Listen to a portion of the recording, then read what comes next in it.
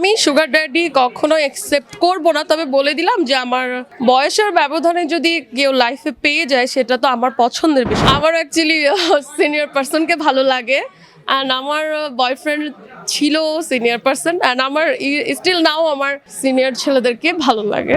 আজকের কাজটা আপনারা দেখতে পাচ্ছেন ঢাকা ফ্যাশন ডে, যেটা বরাবরই হয়ে থাকে, এবার একটু বেশি চমকালো হচ্ছে বিকজ আমাদের hero Shakib Khan first time এটাতে হাঁটবে এবং অনেক বড় বড় সুপারস্টাররাও আসবে।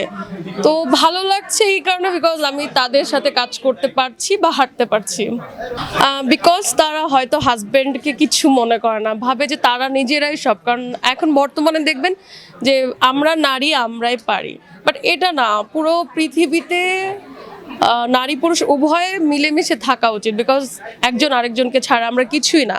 তো শুধু যে নারী সব কিছু তা কিন্তু নয়। আমার কাছে মনে হয় যে আমি একজন ভালো লাইফ পার্টনার পাবো, এটার জন্য আমার জন্য অনেক আমি লাকি। যার কাছে আতঙ্ক তার কাছে আতঙ্কই মনে হবে, বিকজ বিয়েটা একটা আল্লাহর রহমত। সো আল্লাহই ভালো জানে যে আসলে আতঙ্ক না এটা কি আমি বলতে পারবো না। অনেকে বলছে যে নিজেদের বয়সের তুলনায় নাকি মেয়েরা বেশি বয়স্ক পুরুষ বেছে নেওয়ার কারণেই ডিভোর্সের। এটা না, আমার অ্যাকচুয়ালি সিনিয়র পার্সনকে ভালো লাগে, অ্যান্ড আমার বয়ফ্রেন্ড ছিল সিনিয়র পার্সন, অ্যান্ড আমার স্টিল নাও আমার সিনিয়র ছেলেদেরকে ভালো লাগে।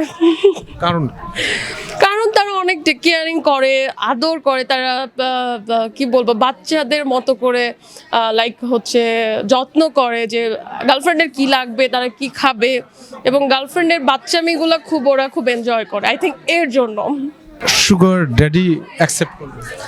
আমি সুগার ড্যাডি কখনো অ্যাকসেপ্ট করব না, তবে বলে দিলাম যে আমার বয়সের ব্যবধানে যদি কেউ লাইফে পেয়ে যায় সেটা তো আমার পছন্দের বিষয়, বাট সুগার ড্যাডি হতে হবে এর কোনো মানে নেই।